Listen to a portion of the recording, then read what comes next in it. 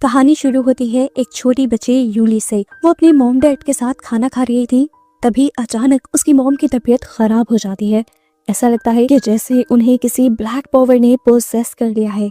उनकी गर्दन ऊपर होकर अकड़ जाती है, स्किन फटने लगती है और स्किन के अंदर से कीड़े निकलती हैं। उनकी आंखों से भी अब खून बहने लगा था। इतने डरावने सीन देखकर यूली चिल्ला देती है और उसके डैड जल्दी से जाकर उसे एक कमरे में बंद कर देते हैं ताकि वो ये खतरनाक चीजें ना देख पाए।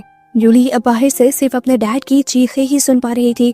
अचानक से लाइट भी चली जाती है और यूली टूटे हुए दरवाजे से बाहर देखने की जब कोशिश करती है तो अचानक उसके सामने उसकी मॉम का चेहरा आ जाता है, जो अब बहुत ही ज्यादा भयानक लग रही थी और यूली उन्हें देखकर बेहोश हो जाती है। अगली सुबह पुलिस आकर उसे उसके कमरे से निकालती है और उसे एक शॉकिंग चीज ये पता चलती है कि रात में उसके मॉम और डैड दोनों ही उसे इस दुनिया में अकेला छोड़कर चले गए। अभी यूली इसी सदमे में थी कि यहाँ पर एक एम्बर नामी औरत आ गई जो ये क्लेम कर रही थी कि यूली के डैड उसके हस्बैंड हैं। ये बात सच भी निकली। यूली को सदमा लगा कि उसके डैड ने 2 शादियां की हुई थी और अब क्योंकि इस दुनिया में यूली का कोई नहीं रहा था तो उसे अब अपनी स्टेप मदर के पास रहना था। सीन कट होता है और 20 साल गुजर जाते हैं।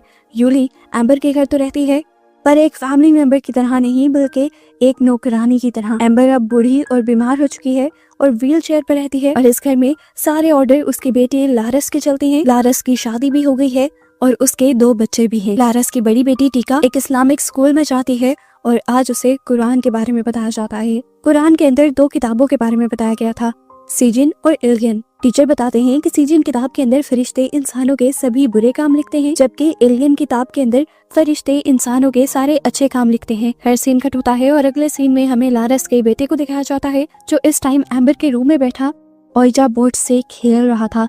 ओइजा बोर्ड एक ऐसा बोर्ड है जिससे मरे हुए लोगों से या दूसरी एंटिटी से बात की जा सकती है। वो अपने इस काम में मगन ही था कि एकदम से दरवाजा खुल गया। उसे लगा कि यहाँ कोई एंटिटी आ गई है, पर पता चला कि यहाँ पर यूली आई थी। यूली के साथ टीका भी आई थी जो अपने भाई को ओइजा बोर्ड खेलने से मना कर रही थी, लेकिन डेन को ऐसी एंटिटी से बात करने का बहुत ज्यादा शौक था। वो यूली से पूछता है कि क्या कभी आपका दिल नहीं चाहा कि किसी मरे हुए से बात की जाए। वो बताती है कि जब मेरे मॉम डैड मरे थे तब मेरा बहुत दिल करता था कि मैं अपने मॉम डैड से बात करूं। ये सुनकर एम्बर गुस्से में उठ जाती है और यूली को पकड़ लेती है। उसे झटके देते हुए कहती है, तुम्हारे मॉम डैड के साथ वही हुआ जो होना चाहिए था, उनको उनके किए की सजा मिली। ये कहते ही उसकी तबीयत बिगड़ जाती है, मुंह से खून निकलने लगता है, जो खून वो यूली के मुंह पर फेंक देती है, जिसके बाद वो तड़पते हुए मर जाते हैं। फ्यूनरल का टाइम आ जाता है। लारस अपनी मॉम को प्यार करती है। यूली को भी आता है कि चाहे सुतेले ही सही, वो उसकी मॉम तो थी, वो भी प्यार करने का सोचती है और जैसे ही एम्बर के करीब जाती है तो उसे वो सारे पुराने वियन आ जाते हैं जब एम्बर उसके ऊपर जुल्म किया करती थी। अचानक उसे लगता है कि जैसे एम्बर ने आंखें खोल ली हैं और वो उसे कह रही है, मर जाओ तुम। यूली इन सारी चीजों से डर जाती है और चीख उठती है। वो चीखते हुए दूर हुई तो लारस को गुस्सा आ गया और गुस्से में उसने यूली को थप्पड़ मार दिया क्योंकि वो उसकी मॉम के फ्यूनरल पर तमाशे कर रही थी। दिन गुजरते हैं और रूटीन दोबारा नॉर्मल पर आ जाती है। यूली लारस की शॉप पर भी काम करती है। वो जब एक एम्प्लॉय से लिए हुए पैसे लारस को देने के लिए जाती है तो लारस उस पर चोरी का इल्जाम लगा देती है और सबके सामने यूली को थप्पड़ भी मार देती है उसकी बात सुने बगैर।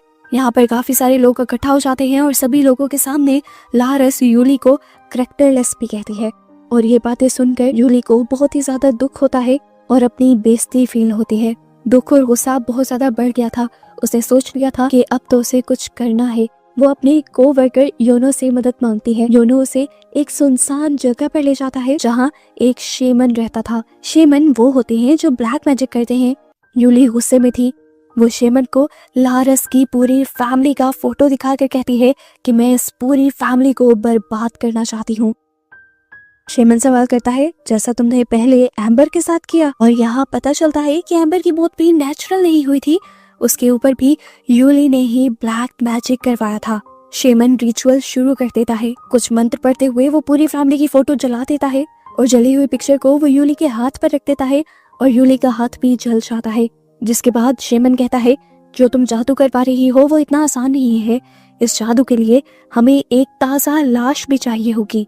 जिस पर यूली कहती है, फिक्र मत करें, मैं सब कुछ आपको ला कर दूंगी। अब रात को यूली दोबारा अपने कोवर्कर से मदद मांगती है और एम्बर की ही ग्रेव खोलकर उसकी डेड बॉडी निकाल लेते हैं। ये लोग डेड बॉडी लेकर शेमन के घर आ जाते हैं शेमन योनो को यहाँ से बाहर भेज देता है और यूली को वो एक काले रंग की मुर्गी देता है और कहता है कि बेदर्दी से इसे मार डालो और उसका खून इकट्ठा करो। जैसे जैसे शेमन कहता है यूली बिल्कुल वैसा ही करती है, जिसके बाद शेमन उस खून को एक बकरी के कटे हुए सर के ऊपर डाल देता है, जिसके बाद वो इस खून के अंदर बकरी के बाल और एक काली भैंस की खाल मिलाता है और फिर एक पेपर पर उन सभी लोगों के नाम लिखता है जिन सबको उसने मारना था और उस पेपर को अपने बनाए मिक्सचर के अंदर डिप कर देता है। इसके बाद वो ये मिक्सचर एम्बर की डेड बॉडी पर लगा देता है और एकदम से उसके कुछ पढ़ने पर एम्बर मुंह खोल देती है। अब वो पेपर जिसके ऊपर सब लोगों के नाम लिखे हुए थे उसे एक खाल के टुकड़े में लपेट कर यूली एम्बर के मुंह में डाल देती है और मुंह बंद हो जाता है।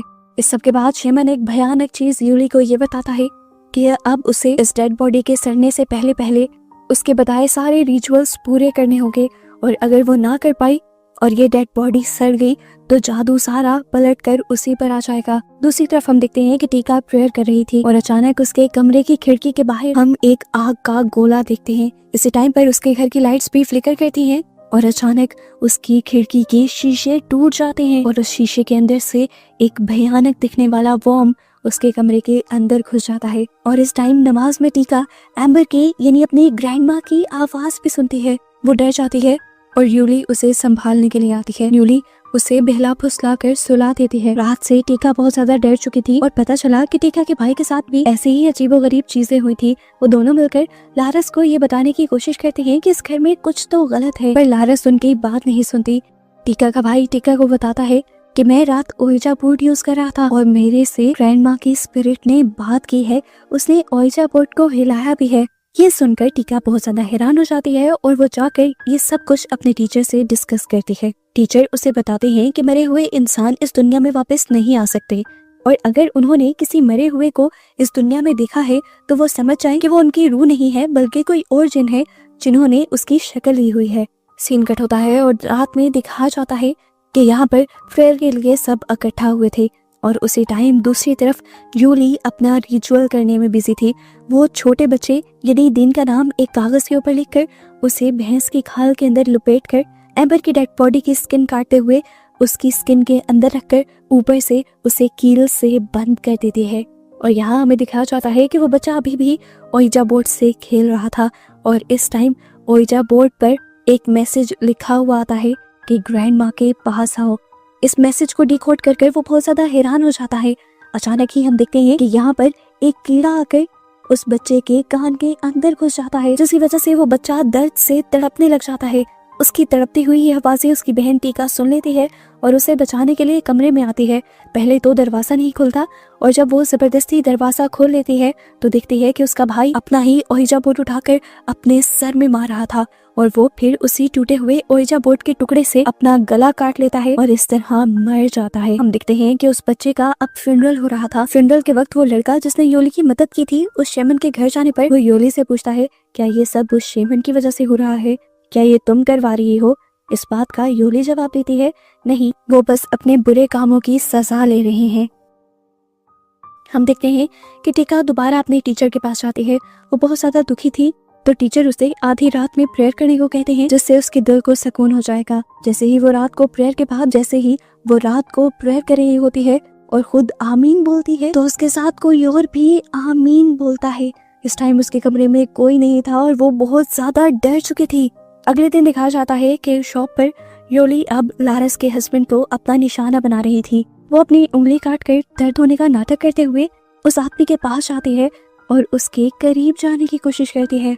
इस टाइम उस लड़के को यूली का इस तरह करीब आना अच्छा लगता है और जब वो कुछ देर बाद देखता है कि लारस यूली को डांट रही है तो हम देखते हैं कि इस मर्तबा लारस के हस्बैंड को इस तरह उसका डांटना बुरा लग रहा था। वो अपनी वाइफ से ही झगड़ जाता है कि तुम बेचारी यूली को क्यों डांटती रहती हो। लारस हैरान होकर उसकी तरफ मुड़ती है और पूछती है, आज कहाँ से ख्याल आ गया? ये सारी बातें क्यों कर रहे हो? क्यों आ रहा है तुम्हें यूली का ख्याल? है उसने तुम पर कोई ब्लैक मैजिक कर दिया है? ये सारी बातें सुनने के बाद वो लड़का गुस्से में यहाँ से चला जाता है। अब रात में दिखाया जाता है कि जानबूझकर यूली दोबारा उसके पास आई थी। वो उसे खींचते हुए अपने कमरे में ले गई और उसके करीब जाने की कोशिश करती रही। इस दौरान लारस की उसके हस्बैंड को कॉल आ रही थी और वो लड़का लारस की कॉल भी नहीं उठा पाया। यूली उस पर इतनी हावी होती चली गई कि उसने वो सब कर लिया जो उसे नहीं करना चाहिए था। इस सब के बाद यूली लारस के हस्बैंड को लारस को छोड़कर उसके साथ रहने को कहती है, लेकिन यहाँ वो मना कर देता है और इस सब से यूली को गुस्सा आ जाता है क्योंकि उसने यूली को कैरेक्टरलेस भी बोल दिया था। यूली अब गुस्से से पागल हो चुकी थी। जैसे ही वो लड़का उसके कमरे से बाहर निकला तो टीका ने, यानी उसकी बेटी ने ही उसे जाते हुए देख लिया और वो सब कुछ समझ गई। यूली को जितना गुस्सा था लारस के हस्बैंड पर, वो अब किसी से भी पहले उसी के ऊपर अपना ब्लैक मैजिक रिचुअल करते हैं। उसके नाम की पर्ची लिखकर वो एम्बर की डेड बॉडी में डाल देती है और यहाँ सोए हुए उस लड़के के गले में दर्द होना शुरू हो जाता है। वो बाथरूम में जाकर खून की उल्टी करता है और अचानक हम देखते हैं कि एक कीड़ा उसकी एक आंख के अंदर चला जाता है। एक आंख के अंदर से गुजर कर वो कीड़ा उसकी नाक से होते हुए उसकी दूसरी आंख की तरफ आ रहा था और स्किन में ये सब कुछ महसूस हो रहा था। अपनी आंख से उस कीड़े को निकालने के चक्कर में वो अपनी आंख ही बाहर निकाल देता है। अभी वो इसे देखकर डर ही रहा था कि सामने उसे एम्बर की शक्ल का एक जिन दिखाई दे गया, जिसे देखकर वो और भी ज्यादा डर गया और यहाँ पर स्लिप हो गया और वहीं उसका सर चीजों से टकराने की वजह से उसकी मौत हो गई। उसकी चीख को सुनकर लारस ने फौरन वॉशरूम का दरवाजा खोलने की कोशिश भी की, लेकिन ये दरवाजा नहीं खुला। उसकी मौत से भी सब लोग काफी ज्यादा परेशान और उदास हो जाते हैं। दूसरी तरफ वो जिससे यूली ने हेल्प ली थी, वो समझ गया था कि ये सब यूली कर रही है और वो जाकर साफ साफ यूली से कह देता है कि तुम्हारे इन सारे गुनाहों में मैं नहीं हूँ। यूली को अब उस बेचारे मासूम पर भी गुस्सा आ जाता है और वो उसके ऊपर भी वही रिचुअल कर देती है और उसे भी मारने की कोशिश करती है। जल्द ही उस जादू का असर भी हो जाता है। हम देखते हैं कि शॉप बंद करते हुए जब वो शटर को बंद कर रहा था, शटर खुद ब खुद खुलता जा रहा था। यूनू डर जाता है और एकदम से जैसे ही शॉप के अंदर जाता है तो उसे वही जिन दिख जाता है जो सब लोगों को दिख रहा था। वो इतना ज्यादा डर गया कि उसने शटर खोलकर बाहर जाने की कोशिश की। पहले तो शटर खुल गया, लेकिन जैसे ही वो बाहर जाने लगा तो शटर बंद हो गया और सीधा उसके मुंह पर, जिसकी वजह से उसके मुंह के कई टुकड़े हो गए और वो मारा गया। यूली ने काफी सारे लोगों को मार दिया था, लेकिन मेन उसको नहीं मारा था जिसने पूरी जिंदगी में उसे तंग करके रखा था, यानी लारस को। वो अब लारस को ही अपना निशाना बनाती है। वो उसके ऊपर ब्लैक मैजिक करने की कोशिश कर रही होती है और यहाँ सीन कट होकर हमें टीका को दिखाया जाता है, जिसके रूम की छत अब गिर गई थी। अचानक उनके घर की लाइट भी चली जाती है और टीका डरते हुए अपनी मॉम के पास आने की कोशिश करती है और जैसे ही वो अपनी मॉम के रूम में जाती है तो उन्हें देखकर बुरी तरह शॉक हो जाती है, क्योंकि उसकी मॉम भयानक जिन लग रही थी।